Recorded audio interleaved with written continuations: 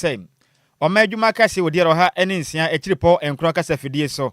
Ye ka mo se yem papa dade Lumba yi no eba suntibua ho ne yen kwayi no ewo Kumasi baba ya last stadium. Na be konso ebenya tade papa na obetumi ahyede akwayi ni biem. DLFM atenase ayentade pa yem papa ne mfoni dem a wobe kwayi na in fact behu say yes we ochitani e de mayem papa dade Lumba. Na t-shirt no in fact said your penny bia won sebeka ye wo medium ye wo large and sanso extra large oba won sebeka bi e wo DLFM fia ne mu yam ya sanso ye che ene duku ka ho a beto bi na yi no yemfa enko ope bi atwa bowuram e wo DLFM fia ne mu sei ye wo North Legon ye wo Agoba Junction ye ne Wisconsin International University College no de de hwani mu okra bopre matem bibi tuntum mla fremperifa ahomatrufu so na ejimu enchiremu free wonom enchen 0579 284-181 0579-284-181 and 0531-356-732. Here see how the bedi ujuma the anameka for Lumba super at the amount ye the fan fidie mo so no sokoje ye at the money pediano. Now pen do to bet to me a friend pin 0555-274-757 and 0577-475-343. Akenka for yesen kunya besu manimre no di ameje so eya wofa osi ade yo di wan Nhyiraba Kwadwo Sammy bi mene Adjoa Agyei Sikapa ye da ye hone ye ba ye de kasebo no ekire mu ankasa ebesomo nansa na mo fasiko kufu sewa na osi di ye kasebo no eye de ba de a sekutu sebam enyo de ni bia sekutu sebam ye mwachigo sekutu sebam midian go kufu sewa sekutu sebam DL kasebo de hinta no no de pa hontoma The Yale News.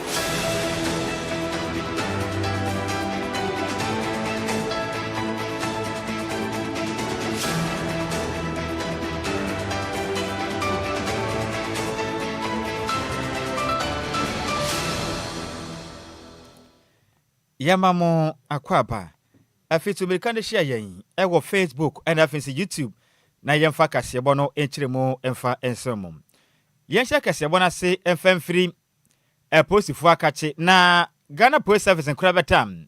ewo bono mantanum ahyase enhwehwemu e de afa awudie bia akoso ewo bono ahafo mantam nimu am maami bia wanya mfinhia no aduasa ne din e de Esther David na mami ni kunu a wona ne tia de den ede Abraham etimi ene na sie ni ntokwa den so mami afemu ahwere ne nkwam na hwehwemu a Ghana Police Service aye de betu dwan echirim sem entokwa yi ahyase wo mram mami a ne den ede Esther David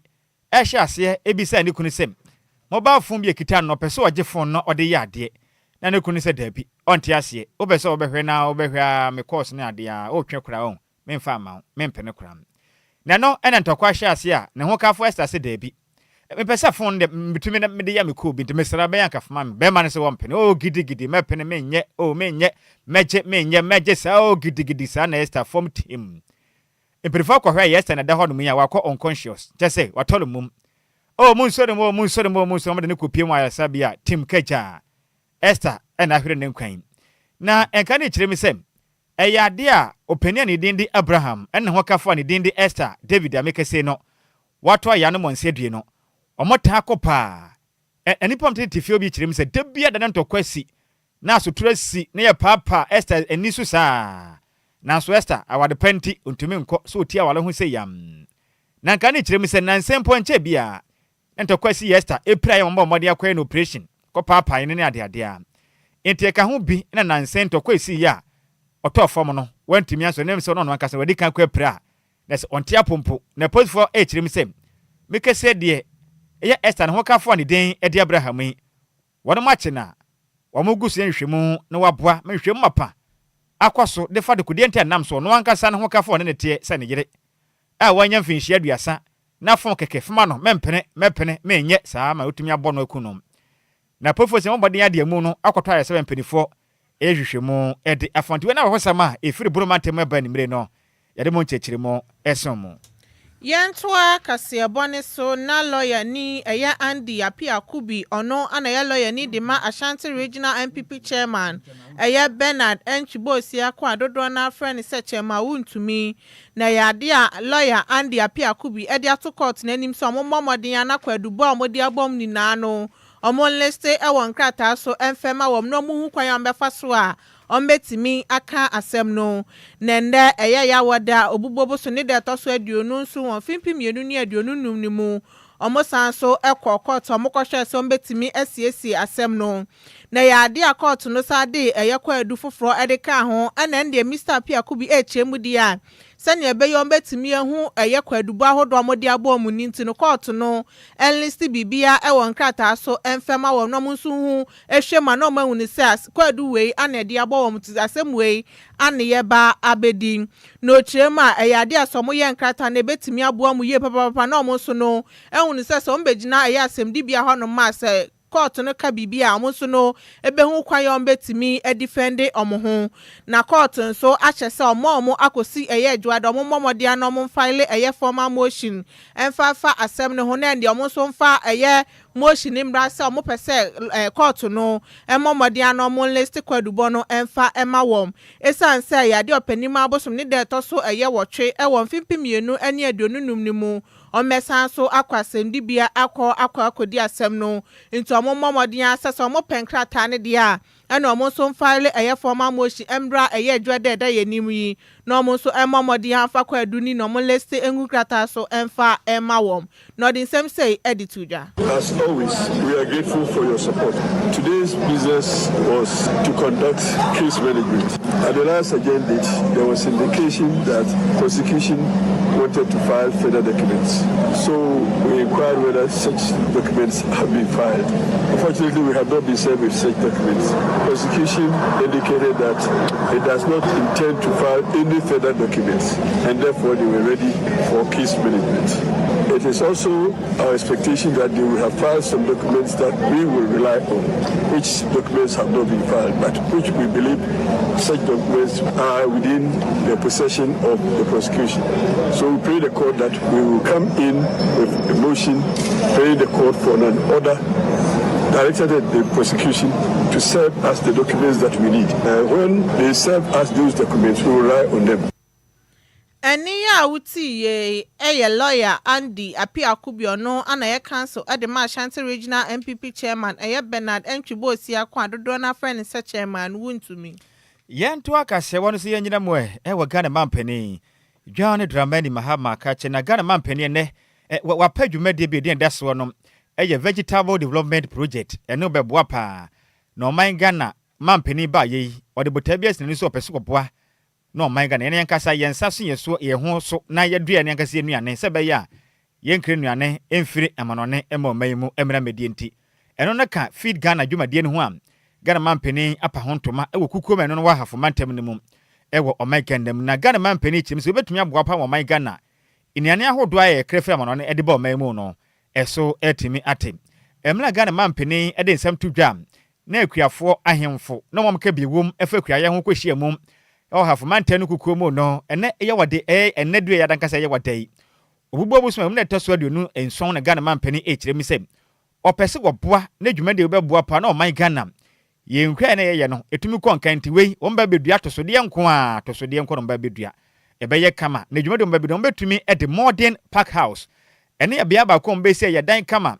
ene nduaba na motetepe na omde yakwa honom na o masote aha yemfa wei nkwa ha yemfa wei nkwa ni sei yebe huru we hu wa ha se yedu betu ni se ni abo na ma packaging kama se ba ye ni abo na mbedua no etimi ense kram na Ghana mampani echire mi se dwuma de betumi aboa pa no mo hwe ne mu se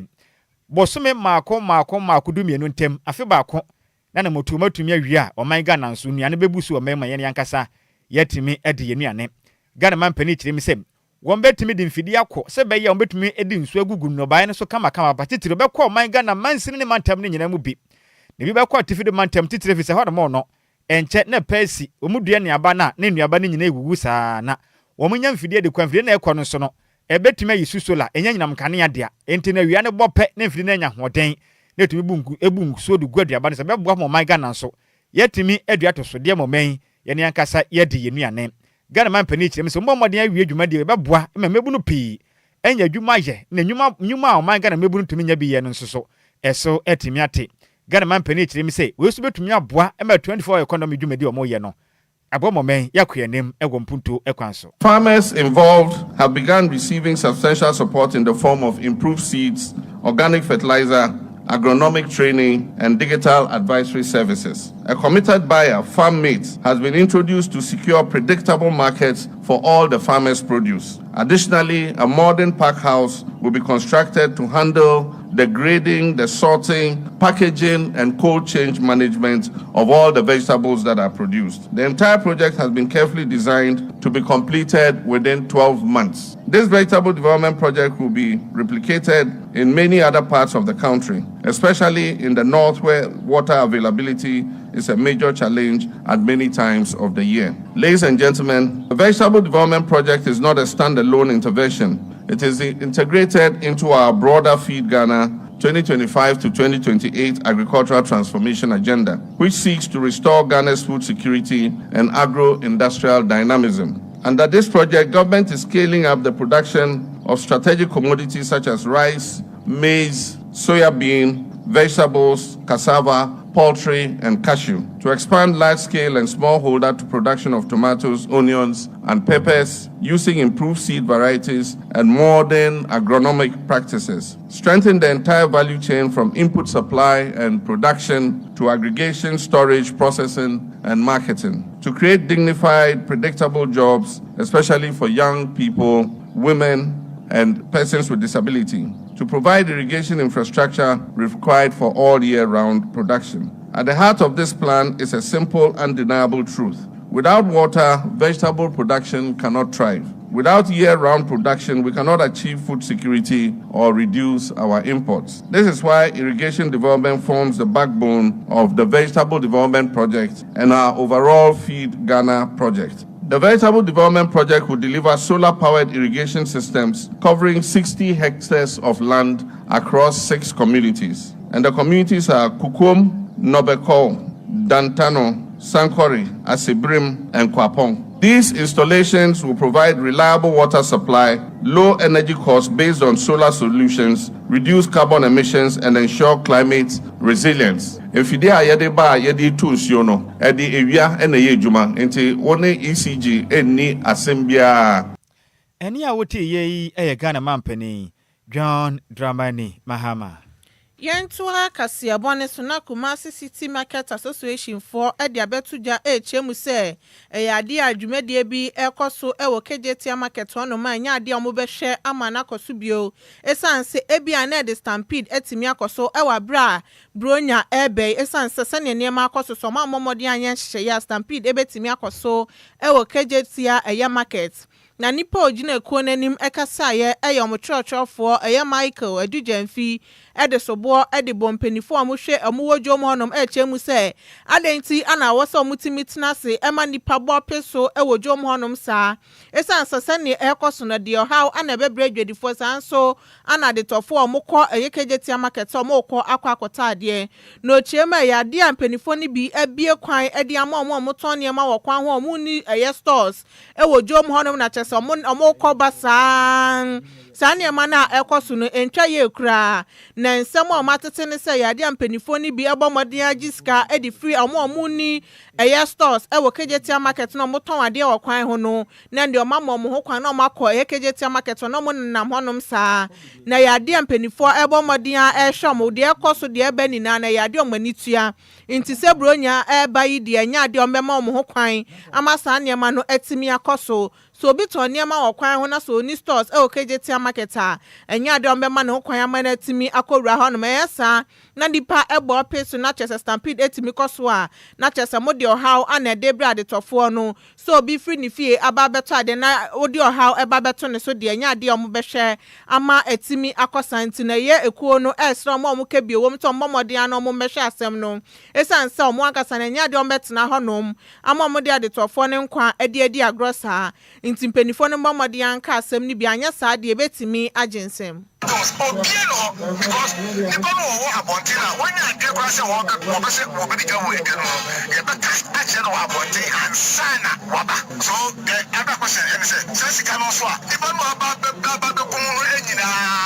say, and you're quite a woman, a buyer. She cannot so fine. Me enemy, there was a good year, a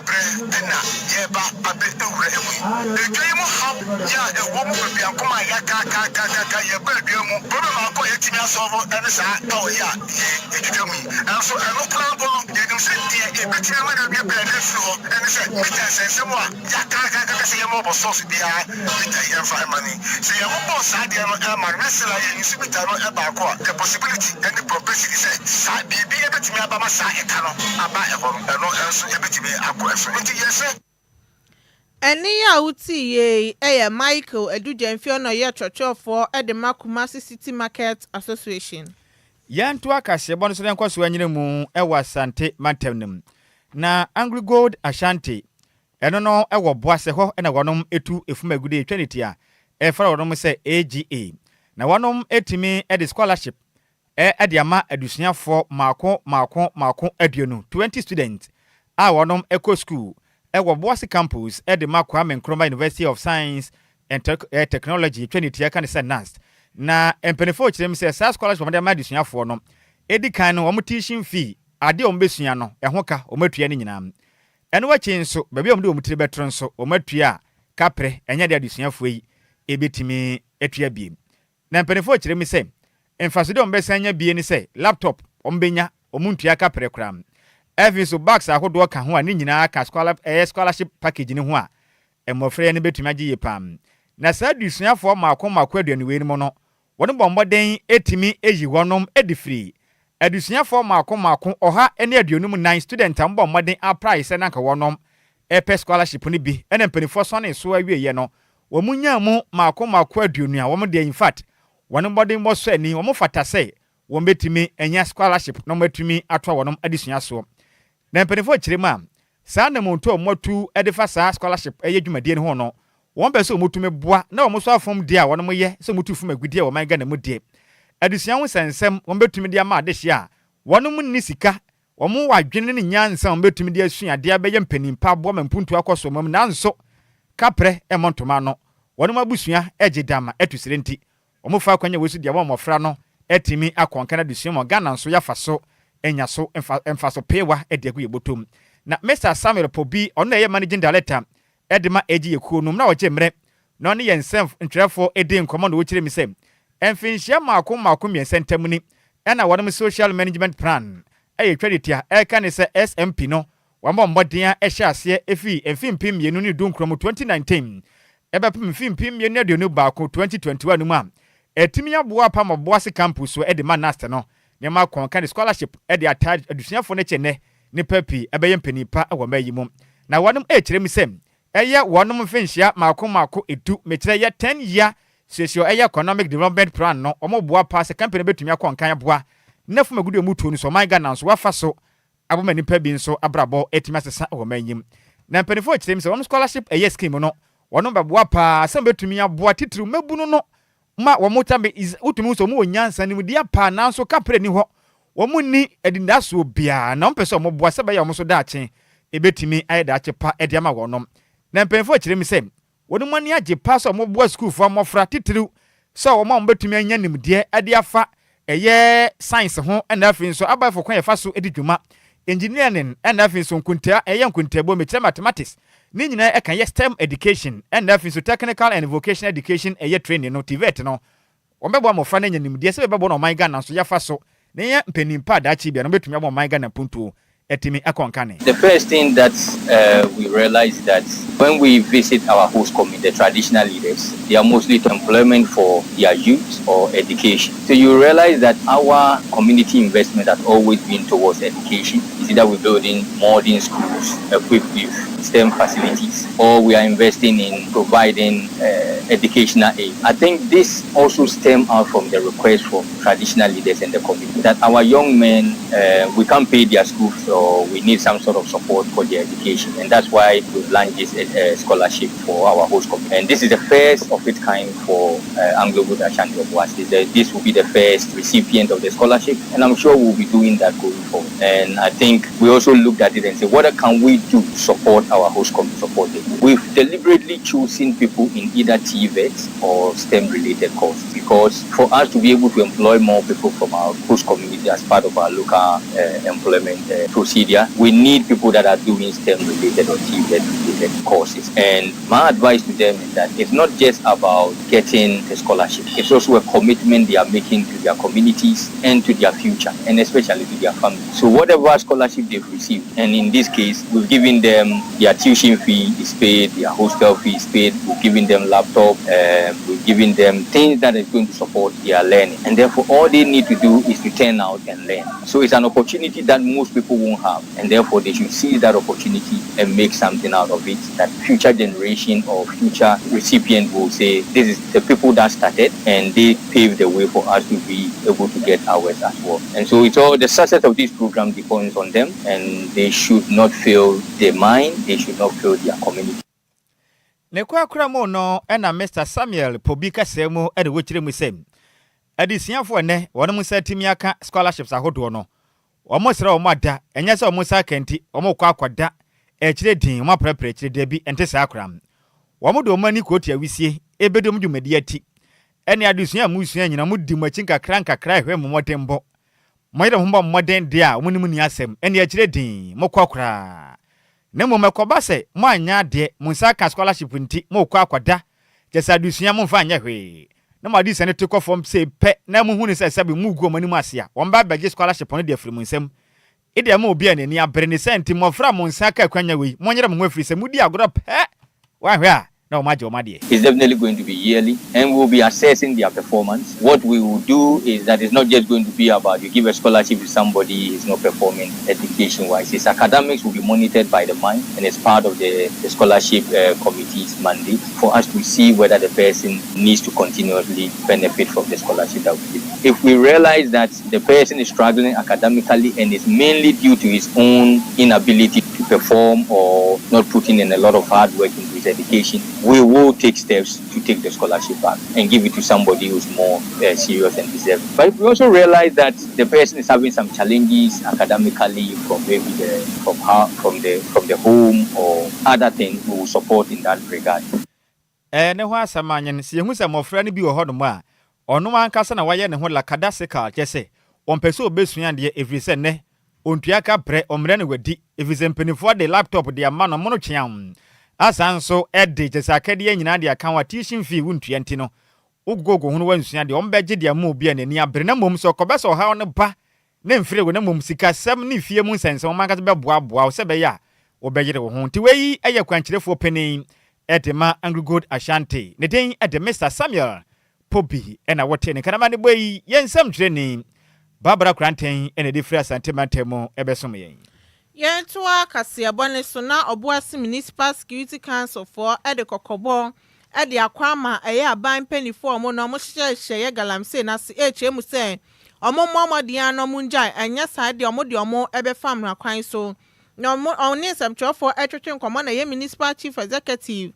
ono aso anedi municipal security council for enim first lab appear kenin esanso esisu duabu say ya de omampani John Dramani Mahama eden hyehyeye pa egu akwemu efa ye galamsey hu HM say wa wunim ni ebehu ya aban panifo abebomodin ahese wo de galamsey ni to na obetu no ya de omde be fam na kwan sesansa assembly ni ebomodin ahese mra o mahyehye no ombetimi ede aye adwuma no di tuja HM say ya de omampani John Dramani Mahama ye mpanifo wa yi omo no eche say enwo so omobomodin na eye nsu ade oman Ghana mu no ombomodin no mkoto efom agudie wom ana mpo ye forest ahodo ni na no hwe ana omo ankwanko ye eye galamsey wom eba koko ofu ahodo eno no ewo eye mantem na hwe no mankotu eye efom agudie wom nti wo a wunnim ne ye be chewo se wo de galamsey no hu bom anasa wonsa na hyase no eye ade ombebomodin atimi ache se ne ebe yamra no ene wu ebedi no di tuja HM se wonsoso abehu se obia etu efom agudie no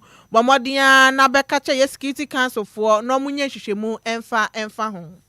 Being a government appointee, the president had set precedents as something that we should follow. 1, we shouldn't mine in the water bodies. 2, we shouldn't mine in the reserved forest. 3, we shouldn't mine on the streets. 4, we shouldn't mine in our cocoa farms. And so, based upon this precedence, if we are caught doing all these things, they will come and then catch you. First of all, if because of the gold board that has come, if you have a gold board license, and if somebody comes to your concession, and if your concession is no, you are not doing it in the water bodies or all what the president has said, and the person, the EPA or the NAMOS come to your concession and they come and destroy your things, it's a matter of getting your lawyer, sending the documents that you have, that stands in for you. You take it to your lawyer, and then you take it from there. You don't take the law into your hands and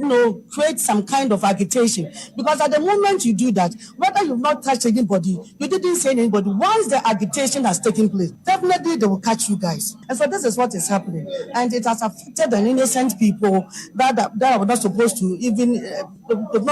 to even catch them, but it has come. And so all what we're doing, we have to take it to the regional minister. Since we are the municipal chief executive, he is the next person supposed to even catch them, but it has come. And so all what we're doing, we have to take it to the regional minister. Since we are the municipal chief executive, he is the next person we're supposed to report it to. We've done that, and by doing that, God willing, by next week, I hope and think that they will all come back home to their families.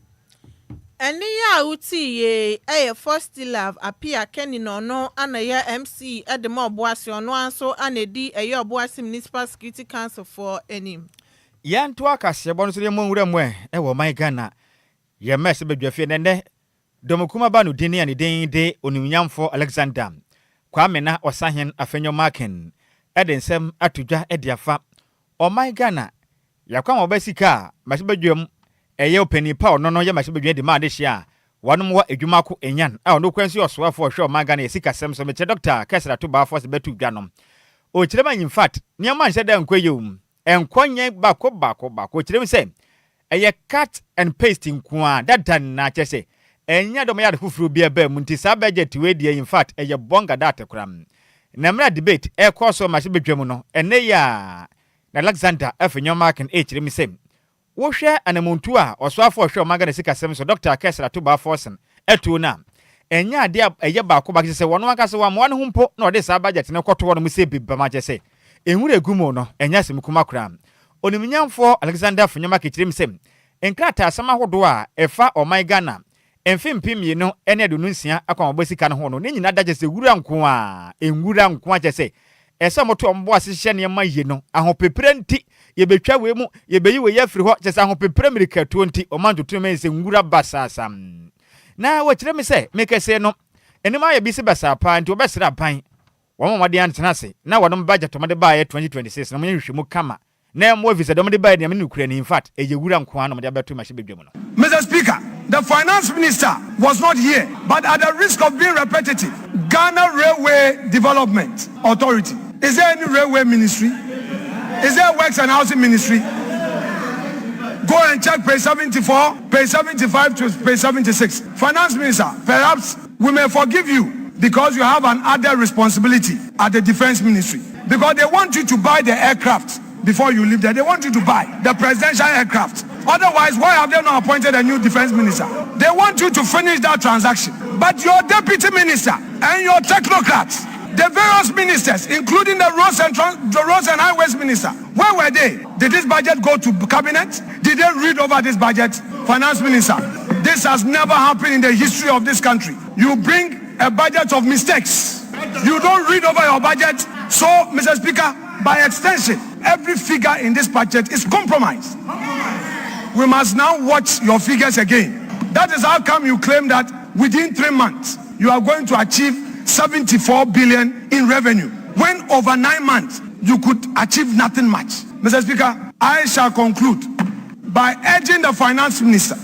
to take a cue from all the submissions from this side of the house, having exposed all the inaccuracies in this budget, all the propaganda in this budget, including all the submissions I have made at this dispatch box, specifically on pages 74, 75, and 76. to, without delay, and let me use a legal terminology, withdraw this budget statement forthwith and go back and do the right thing. Mr. Speaker, I rest my case. Sanko wa chine kwesi na sambra Mr. Speaker. Medemano asi na kwa na futu masebe dwane oni minyamfo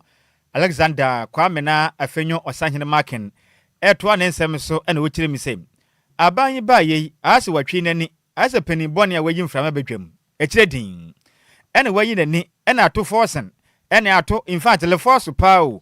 Ato le force Ghana mebun ma adwuma abon. Ato ba force ne be in fact wa ma manyi ma ye de papa. Ato nyamali yole mmo. Ochirema in fact ato force ba ye no nyama hodo a wo ye no. Dimon kansa dumo ense da nkwan kan kura na Ghana man pani so ayi nani nyama ye koso o mani mu no enye. Mo ba sam be share Ghana fo bo nwuma bebu so ne nyuma ba. Ato de awuye inti Ghana ebeye ni. The government could not even prioritize its own programs. The government could not even implement its own programs. Ministers were left idle, ministers were abandoned, ministers became redundant. For those who were privileged to be members of this house, they found refuge in this house. This was their hiding place. They made themselves busy by always coming to this chamber instead of being at their offices to execute government business. Because Sikanu Wahi, Yebisa, almost Atu forcing. Yebisa, Atu forcing. Atu is indeed forcing. Atu is indeed forcing. Atu, you are forcing. You are forcing. You are forcing. You are forcing the youth out of jobs. You are forcing to get 18% electricity tariffs. You are forcing to ensure that you create a new VAT basket to compel many of our small-scale businesses to get into this new threshold. And Mr. Speaker, you know what you're going to do? Ato, you are forcing many people out of jobs. Hey, if you meet this minister and say Ato is forcing, no, it's not me, oh, it's Ato. It's Ato. Hey, Ato. Hey, Ato. We dom kuma ewa mashibedwam wonu banu no kura yenso ene mashibedwane demand hia wonom ewa futu wi ne ba ne potem ne den edo ni nyamfo Alexander afenyo Kwame na osahen Marken na ne kwa mu no ene dom kese wa mashibedwam wonu banu dini ye no nyamfo Mahama ayarga ekirem sem wonom ba yo mabo papa na wo hwe yisi jadwumaku na so hwe o magana nyinam kane aso a emiri bi atwam emra na MPP emanyokwei etua omaga na tototo nyama se omo na omo di aban no nyama ankwaye bisi basa maika beto ho nyaka kuma so bobo adwumaden yi pa ntia ne de Alexander Fenyo Marken we hu anka ena budget won sensem sa omo bo adwuma te se hu ya central space na wo sha yi na hwede yekoso o manyim. And this budget reports that $300 million have been paid to IPPs, and that's why energy is now reliably supplied. And we program to pay $345 million in 2026. Mr. Speaker, this budget reports that ECG is better managed now. And let me at this juncture single out for mention the excellent handling of ECG by its acting MD, Engineer Julius Pepena. That proud product of Keta Secondary School and St. Augustine's College has proven that Ghanaians have what it takes to turn things around, and we will turn things around. Eni awoti obogura mu ewo maikana ye mashibedwuma no na yedom kese no epa no tini ni din edonum nyamfo Mahama ayarga na wote ne kan yenyina weso na yankeka madwencha no beso menumire ni bi ewo Facebook no so emfa ensomom na wei efri Sweet Elizabeth edi abano wose omanya adwopa ono na dofo a yesom Ghana for enme no kire mi say Ghana Police Service in fact omani di asem na chipa papa saa owura na fonti wabo ne yira kunu saa no monyere mo ho ana mo mamra ne nipa na nansen aboboro na asom pai no eya yeden wo mayi mototo na junior purpose di aba na wose o maya adwopa na dia news ne dia ye mall fire jetua to saa se buruburu na e wo fa si Sweet Elizabeth Sunday afa na wose yenwehye Ann Miriam open happy glorious birthday enfama ne free say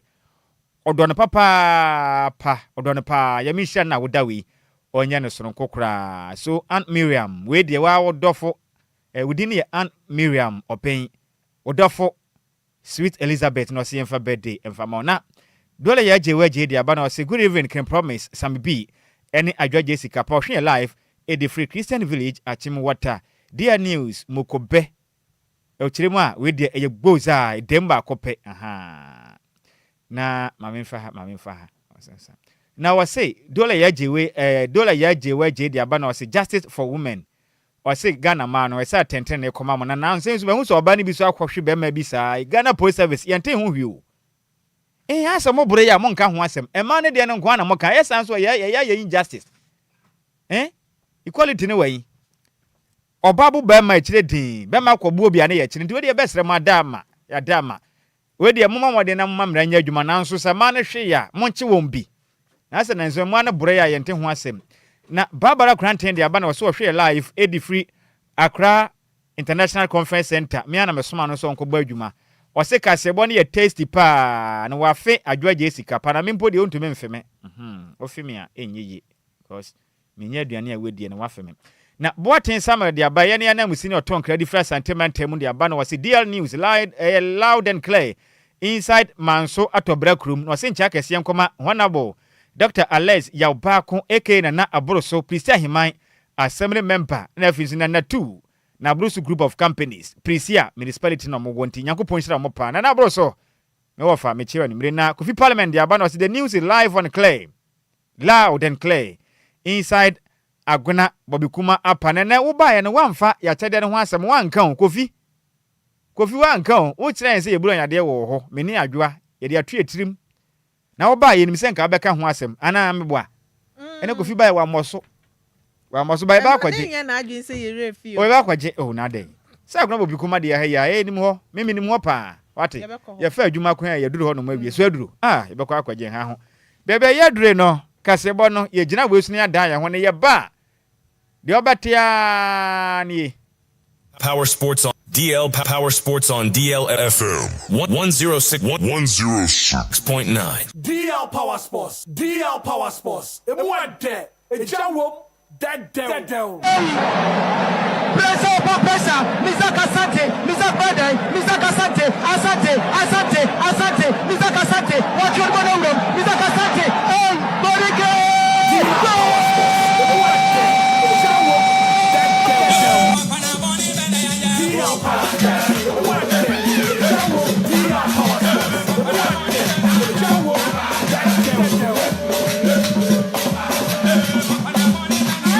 Lumba in Super natural mineral water. Get a grip.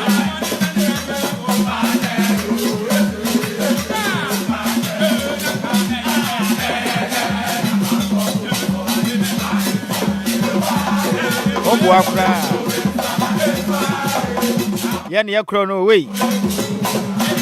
ya be dan ya kosoro ya sisu de kena pa ne ni kira ye kwe ye kokoro ya kiri futuro kura me wo fasi jesi atnase ye nko ne nchen sma do edi ahim awakopama so no onfa mu nkiremo emesome jesi ofa empom design Nyankopon adom nti bia boko ye de nyame ase pa me hye bo sanka mefro facha me ene be preprechi ye pon a be preprechi se enrance what did you see ye no Chelsea for ne basa match no se unim so nua kwhye bo nyame ne twitwaje no na muzo ye start na akwa mu yaka why lucky obehu se yes ne wofa etiapo nti ebrani ntmami nyao na kajagum na chire no ye bedin komo. All right, yamam ina amajo emfamre deal 106.9 megahertz so enanwumre bre atima du so etimi da good yemu nsem etimi elebre bia wuche show no etimi every bia we pia mu dia da executive producers no Bismarck producer Kenneth Arthur Oboraman ene odisika omo ene omatima so masense mesimi mfa show no entimi emro ene adwumsa so no kopiem dia da ofa Sammy B ene Adjoa Agyei Sikapa so no omo de omani monyam so no etimi ta machi se mentimi mfa show no bia so no entimi nkonka no kopiem Facebook so dia de wetima twa etimi wo no eye ozigi B ono ene etimi dia etimi wo Facebook so kwa obetima ahwa ma bia no etimi akoso ma bia no etimi akoyi ho no ye ncha se dia ade enura astounding game ba ko etimi ekoso ma bia no etimi koye kro bia Kumasi Asante Kotoko etimi to Basake Holy Stars mo mutimi share so ade na our standing game week 3 no and am say na Krobia Kumasi Asante Kotoko ade na mo bo Africa nti no ade o man timi ambo sa game na ade game ni timba wie no na ade Basake Holy Stars etimi to Krobia Kumasi Asante Kotoko etimi to o kanime no o matimati mu ba kwa branch offense Prince Tweneboa and branch offense Richmond Somua o mo no mutim bo 2 goals no ade matim offense Basake Holy Stars and Kwame Poku baye etimi nya consolation no etimi de makopiem ni ade na Kotoko o matim about 10 games na o muntimi elusu game o no ade anra no Basake Holy Stars amatima masa unbeaten run on ni nyina so etima bawe after say game no etim bawe ni say na Ghana league table no esiete emre nti ebetimi top 6 no kwa no na etima okopiem dia de odi kan no Biana Stars odi kan dia or 23 points or etima about 11 games so as no kopiem dia Heart of Lions no dia or that second position also 23 points and etima fans Mediama Sporting Club so no and that third position no so 22 points and a Krobia Kumasi Asante Kotoko after say no mutimi lucy ni nyina chi no dia omoda 4th position no 20 points and a Gold Stars no omoda 5th position ade omukura 19 points and a House of Folks Force no omoda 6th position omoso no ade omutimi kura 18 points bia no ekoyi edemon wono kopiem omoso anka league no atima ba wie nneso anka omukura relegation no say ene sitie ukopiem 16th position na team offense Bechem United ya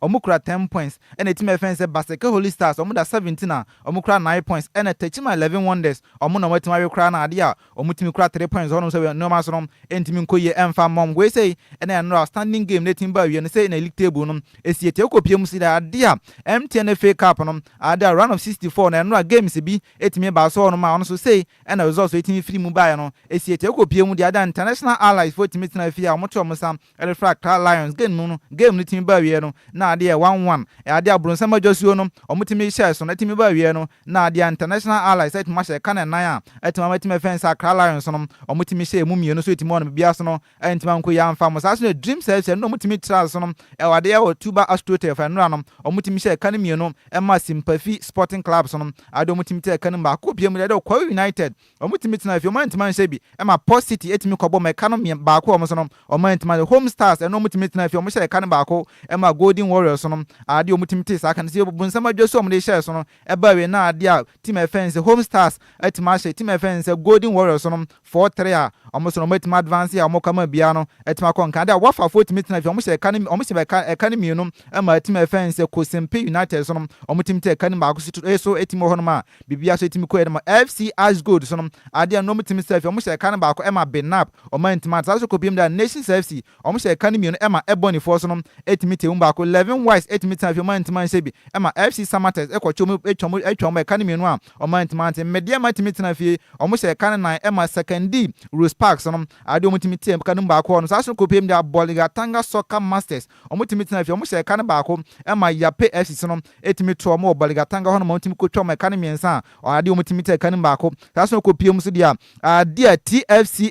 Exponential so no omutimi share kan mienu ema Red Tamale United etimi ko twoma bo kan miensa omo so no ade omantima te Biana Stars etimi tena fie etimi chi team offense Bechem United etimi bo kan mienu a omutimi te umba ko so no sa so ko biem dia UCC Youngsters ade omantima shebi ema team offense Swado Oblast timi ko twoma kan ba ko a omantimi omo sa ade omantimi at last game no ade so a Calera United omutimi tena se ewa Liu Mahama Sports Stadium game ni timba we na ade omatima share kan ba ko ema wa power so no omantima antisa kan we say ene no games a etimi ba so MTN FA Cup so no run of 64 yetima break edama enanwumre ukopiem dia enora ukopiem nam one packer ehonum ena Aduana FC sonom omutimi tena afie omutimi chi team offense Bechem United etimi twoma kan mi no a omutimi tie kan mu baako na after the game no ena Brant offense Alex Boache ono ena the captain no so ono ena captain a oginam edema team offense Aduana Stars ono so ono ane no asonom otimi share that 2 goals ni nyina no edema Aduana Stars after the game no ena otimi den same piece no etumi 2 dwa enti enkonye nsama no Brant offense Alex Boache a ono ye captain edema Aduana Stars and after the game no otimi 2 dwa Kaka me can say play against Bechem dia enye easy. It bond dey na say about all out. E can be say to me win a match. Na dey be work chance na mo we na say Bechem form na no bonya na. E dey nko wona mo di mo ansa na mo bese. All right, we say any summer Brant offense Alex Boache and after so it must 2 goals Adama Aduana Stars no we team edu 2 ja yen France enko PM e won sam from dia ukoko PM e we team offense Techima 11 Wonders dia Kamia so mobile Ghana Premier League no enyoma ntimi nhyara nkoye bia so no ntimi mfa momo afa ne yetima ball 11 games o matima pam 2 coaches a we chiro sa enyoma so no ntimi nkoye so emfa momo enche pi na papa efen say Jay Sapon so no otimi ni dwumade nyina no etimi to ho no as a head coach edema Techima 11 Wonders na after so otimi ni dwumade so etimi to ho no ade enne na etimi efen say 11 Wonders no o matima appoint papa ye fen say papa ye fen say Emmanuel Edu so no ene me take over as a new head coach so no ntimi mfa ma team efen say Techima 11 Wonders ko pie mu dia papa efen say Emmanuel Edu no ade wetima ya dwuma pen edema new Odibiase United sa so ko pie mu dia ade Atema United no sa papa efen say Emmanuel Edu so no ade wetima ya dwuma so no etimi da momo ho no ma ye hwe no mi say ono ba besom no enema so betima koyi edema tima efen say Techima so no 11 Wonders so team no ko pie mu dia ade Techima 11 Wonders say da mi di kan ka kire no ade mo ba Ghana Premier League no enema asase a enkoye mfa momo ye kra ko piem e Ghana ye league table no so dia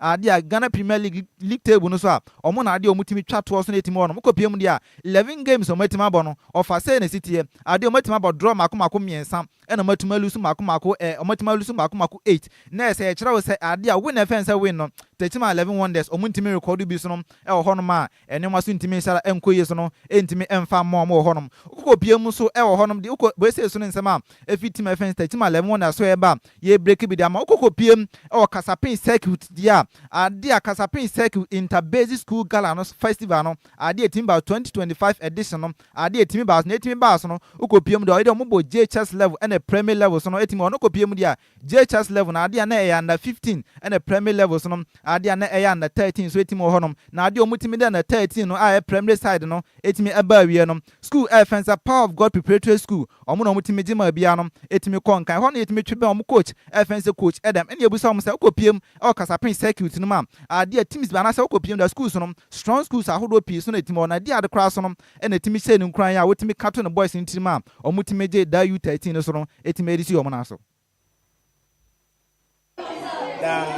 In terms of motivation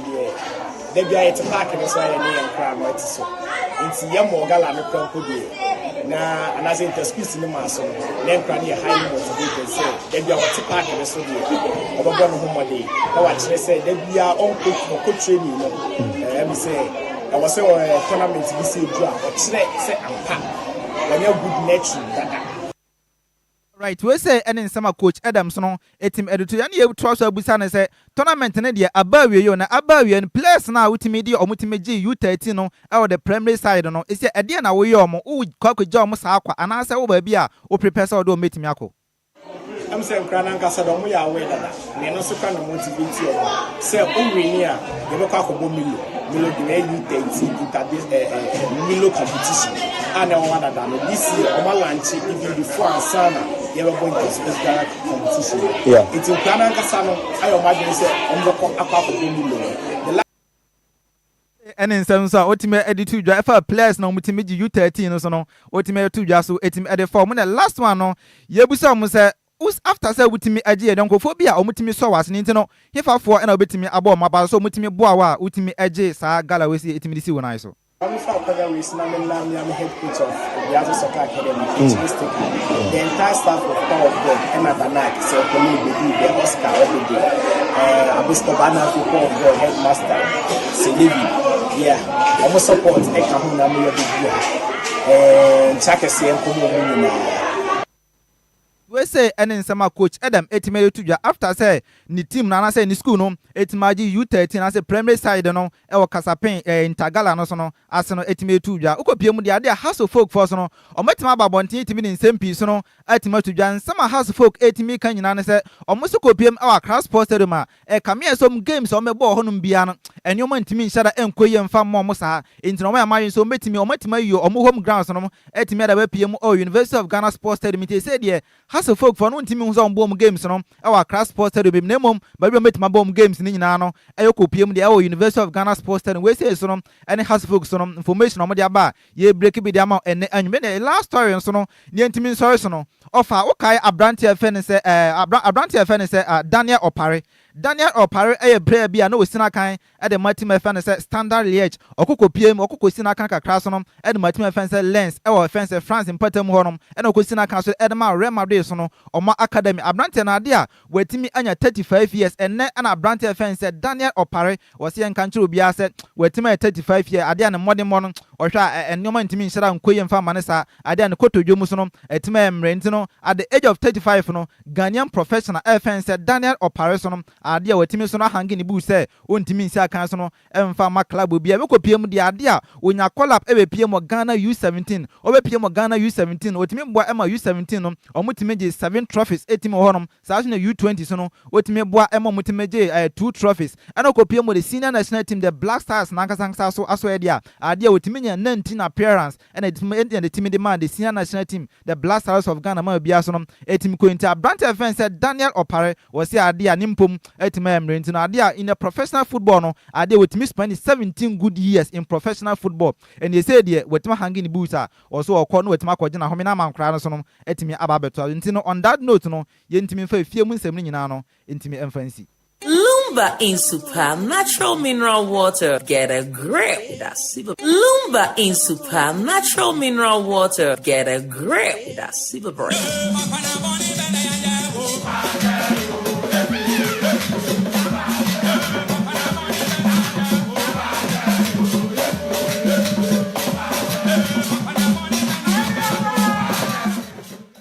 All right, yentimi trust yentimi fan crofon close same nyina no entimi emfamre de ade enura na UEFA Champions League games Europe no etimi equals na mo ba bia na event of attraction no ukopiem Greece man mu de ade Real Madrid etimi to team fans Olympiacos e mo team the game no etimi e de share so game team ba we na ade Real Madrid o matima she kan nan a ama Olympiacos no o matima te kan ba the game team ba we no player wotimi je man of the match no e Abrante fans Kylian Mbappe ene timi je man of the match e ma bia no etimi ka kopiem de Abrante na ade wotimi bo hat-trick e ma bia so no etimi konka kopiem de ade wotimi bo perfect hat-trick etimi ka perfect hat-trick dia wotimi de ni nani fa no etimi she ba ko benkum etimi she ba ko e na odi nti so no etimi she ba ko ma bia no etimi konkan so etimi honom na kopiem de UEFA for no omo mo player of the week no omo na ma Abrante fans Kylian Mbappe so hwe goals a e na otimi she e de ma etimi fa Real Madrid na dia ade etimi konkan ye panti UEFA player of the week no omo de ma Abrante fans Kylian Mbappe na kopiem dia offer say and city sa ope players a ometima say the most fastest hat-trick e wo UEFA Champions League so abako se ma Abrante fans Kylian Mbappe no an hat-trick wotimi boy no amana etima bebeto so tu a bibia so konkan so etimi okopiem dia ade Abrante odi kan no e Mohamed Salah okopiem dia ade an hat-trick wotimi boy no e wo UEFA Champions League no ade odi 6 minutes 12 seconds ene etimi boy hat-trick no etimi no Abrante fans Kylian Mbappe eno an otimi di 6 minutes 42 seconds ene etimi boy hat-trick no e ma bia so etimi konkan e de ma na ye break bi da ma enany mesas no kopiem dia eno kopiem Anfield eno an ejetimi to honum ye papa aboa bitimi che wo etimi yo honum enye ije kra team fans PSV Eindhoven eno omutimi bu makatem etimi fi nadal mpotem opiem Anfield omutimi team fans Liverpool etimi bo mekanom ba ku mienu miensa enan omutimi te eka no mu e ba ku nti eno game team ba wie no na ade Liverpool so no ade omutimi lusu 4-1 e de team fans PSV Eindhoven na game ni nyatimi ba wie no na ma fans Anna slot o say ono wetima jetum say nran ni players na modern mono ade nran antima nkon kan papa bia sa enti ya wo ye team fans Liverpool so no omo supporters so a hwe na wa ma obama mu ade anom nioma so no ebetima ko enti na kopiem dia enkofo pi so atima aka say ete Liverpool na say de oma 10 say de Liverpool so na etimo honom na kopiem dia the last time team fans Liverpool wetima bo 9 games a wetima win only one na de ka nyina wetima lose no way back 1957 na so kopiem dia de etima cheye pass team fans Liverpool omotima bo 9 games na 9 games no wetima lose 8 na de wetima win ba ko pedon ade intense man say BC na etima cheye pa way back 1954 and ebisu timi sie ya and as ne break bi da ma oh dear 106.9 megahertz so enanyum na kopiem Emirates dia honom na Arsenal so no eno omutimi tina fi omutimi chi team fans Bayern Munich etimi bo meka ne miensa omutimi ti mba akso etimi na kopiem dia say ene city the last time Arsenal etima win games etima 5 times no way back 2005-2006 season na dia sa 5 games no omutimi win etimi to aso no UEFA Champions League mi no ade omutimi kopiem finals ndi nkofo pi etima ka say ade akwa kopiem dia ade chart no so no etima to for the first time no and I say way back 2005 2006 no ade etimi si ye no ade onra so no omutimi ye bia nkofo pi ka se papa fe say Mika Teta so no on Arsenal boys no mo hwe say ade etimi si omutimi call finals no ometima san ko bi this season na bia so no etima kon kan so team dia mo ma ye break bi da mo enanwre no ko piem Tottenham Hotspur so dia enra team say Paris Saint-Germain etimi to mo timi ko ball me kanom mako omutimi ko ball e kanom mako enan a omutimi tie mako no ko piem a ade team say Tottenham Hotspur the last 2 games ometima bono uko piem dia say in city omone Arsenal game no omutimi lose 4-1 and no so no omuni team offense Paris Saint-Germain so no omutimi lose 5-3 the last time at Tottenham Hotspur ometima lose etima to say ya ni nyina no imagine no etimi ye for na say 4+ goals etimi ko no the year 2003 na ko piem dia Thomas Frank adia sa record so adia record etimi si 2003 no 2005 so no papa FN say ba na say 2025 no papa FN say Thomas Frank no wetima sa baby a no wa pi so no entimi enko ye mfa ma team FN say Tottenham Hotspur no team on ko for pitimi ka say papa FN Thomas Frank wentima hwe ye na so wetimi sa lusu 12 sa dia wan hwe ana papa ana wan hwe ya na Tottenham Hotspur team so no o metima won kunsa so no ama nyoma so no entima nko ye so no entimi amfa ma sa so ko piem dia abdante osina kan edema team offense Arsenal ye fen eberiche easy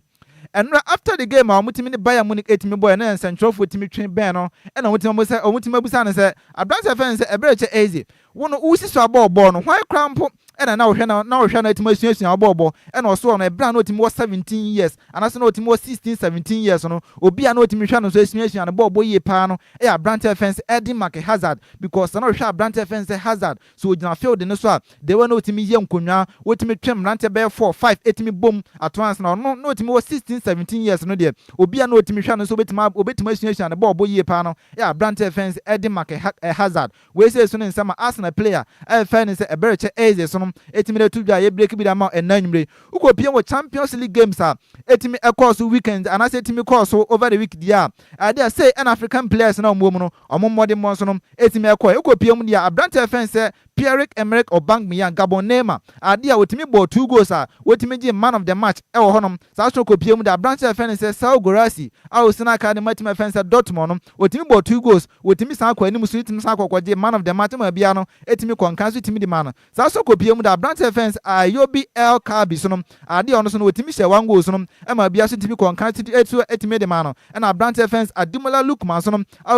Sina kan Edema Atlanta Bergamo so no wotimi she 1 goal no wotimi san ma assist ema bia no etimi konka na Abrante fans Adam Zagani so no ade otimi ma assist wotimi to aso etimi kokwaje man of the match ema bia no etimi konka na Abrante fans Christian Kafani so no ade otimi ma assist ema bia no etimi konka na Abrante fans Ibrahim and Abrante fans Ibrahim Maza so no ade ono so no ade otimi ma assist ema bia no etimi konka na Ghanaian Abrante fans Salis Mohammed although wotimi share on go there nemu ma ade a Monaco game no omode Pafos game etim ba wi no na 2-2 no Abrante fans Salis Mohammed so no and omutimi man of the match no e de man ma bia no etimi konka we say no African players Champions League etimi call so no omomode mo no say sikoye no and yetimi e da tudwa e de ma no and akopiem de ade a World Cup U17 no ade ne na finals no etimi etodwa no kopiem de U17 World Cup etimi call so no o my fans Portugal omo under 17 omo e no omutimi gi etimi si omo na so a omutimi chi o my fans Austria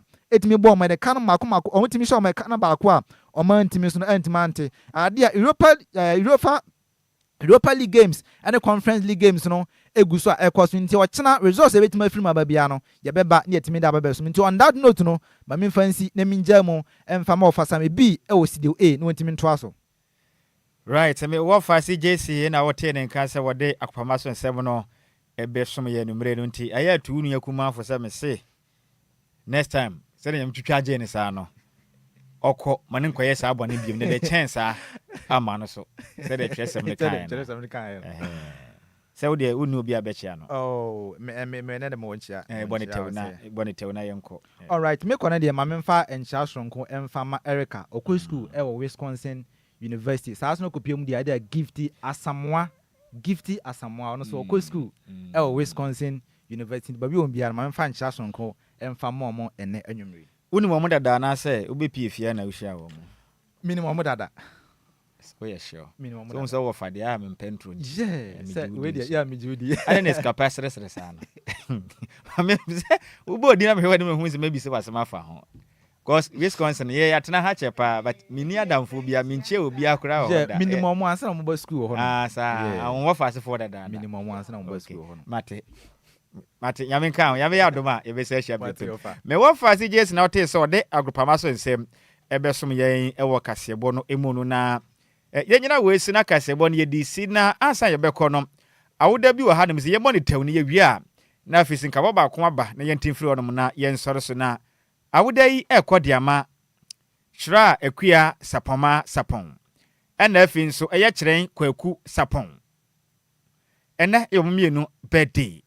Na metumu se we di akyese ya wadefo pa because se winya wadefo ade bekasa. Se de tie bia no matumi aprepre kyire. Enti no ene nyina efri ante Matilda Boadu. No no oka die hard fan club a edema yem papa da de Lumba no ho no kyerem se na ye mu birthday so nyame nhira mu pa na mawoda no. Onya ne sonko kura Shra Equia Sapoma Sapon. Ena afin so eye kyerɛn kwaku Japan. Kyerɛn kwaku Japan. Ya menhyira mo na mawoda Nyankopɔn enye ne kɛseɛ. Nyankopɔn ma nhyira ne yidie. Ene kwa tenten emra mo nsrebam. So happy birthday once again. Go see you. Shra Equia Japoma Sapon. Ena afin so kyerɛn kwaku Sapon. Japan. Nyankopɔn nhyira no mawoda we no. Onye no soronko kra. Na ne kwakra mu no ekɔ ediama. Me wo fa sa ne dinde Matilda Nhyiraba Yeboa. Ono wo kumase tano so ehɔ no mo ne wo na wofo a wonom edi Manase Yeboa. Ena free so Francisca Oben. Omu nyina wo kumase tano so omu kyerem se omu ban Nyankopɔn nhyira no.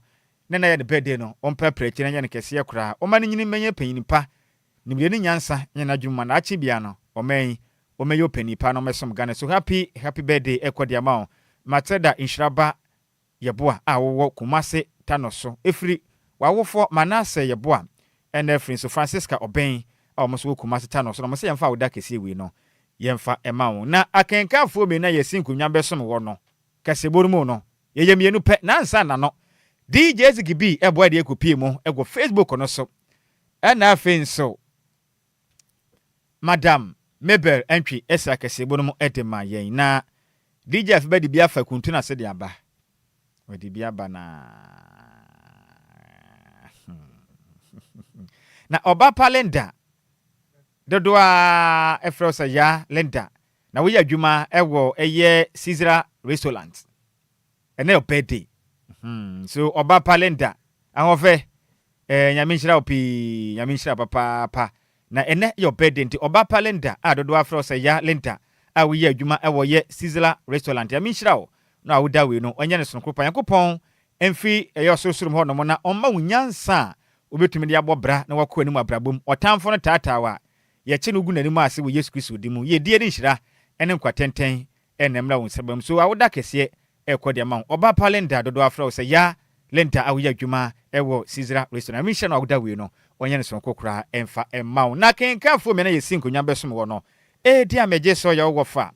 ɔse ade ya de wa Nhyiraba Kwadwo Sammy B mene Adjoa Agyei Sikapa ya de musi na ye kwa DJ Afiba ede awuso dwumadi ne beto aso ne betwa ye ho ede nka wo ba ko taw ebetwam ye wi a na DJ Afiba ato aso de mo nyina mo anitia adehye